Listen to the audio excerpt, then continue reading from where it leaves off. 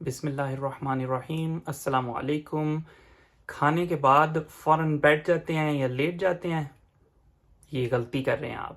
بطور ڈاکٹر میں آپ کو بتا رہا ہوں کہ کھانے پینے کے بعد آپ نے حرکت کرنی ہے، اور یہ بات ریسرچ سے ثابت ہے کہ جب آپ کھانے کے بعد بالکل بھی حرکت نہیں کرتے تو آپ کے بلڈ میں گلوکوز جو ہے وہ زیادہ دیر تک رہتا ہے، اور اگر آپ یہی 10 سے 15 منٹ کے لیے واک کر لیں گے یا موومنٹ کر لیں گے تو یہ گلوکوز کی جو سپائکس ہیں وہ کم ہو جائیں گی اور گلوکوز لیول کم رہے گا باڈی کے اندر۔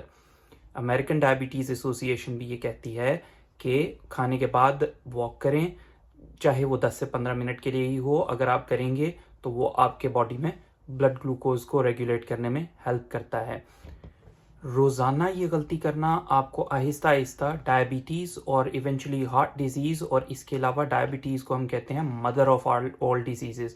تو میں چونکہ ہارٹ کا ڈاکٹر ہوں اور لنگس کا ڈاکٹر ہوں تو میں ہارٹ پہ زیادہ سٹریس دے رہا ہوں، لیکن شوگر جو ڈائبٹیز ہے وہ آپ کی مدر آف آل ڈیزیزز کے طور پر جانی جاتی ہے۔ تو آنکھیں خراب ہو جاتی ہیں، گردے خراب ہو جاتے ہیں، فالج کے اٹیک آنے کے چانسز بڑھ جاتے ہیں۔ غرض یہ کہ ایک لمبی لسٹ ہے، تو روز آپ اگر اس طرح سے کریں گے تو آپ کا رسک بڑھ جائے گا۔ اس لیے بہت ضروری ہے کہ آپ نے کھانے کے بعد تھوڑی بہت ایکٹیویٹی کرنی ہے۔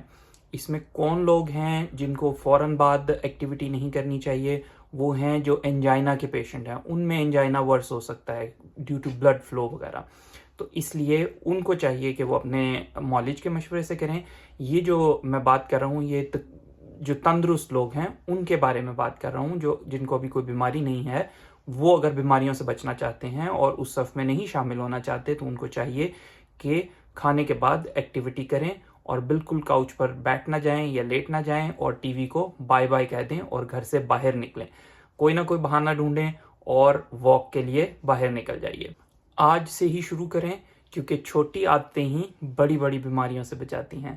ٹھیک ہے جی، خوش رہیے، خوش رکھیے۔ آپ سے ملیں گے نیکسٹ ویڈیو میں، تب تک کے لیے اللہ حافظ۔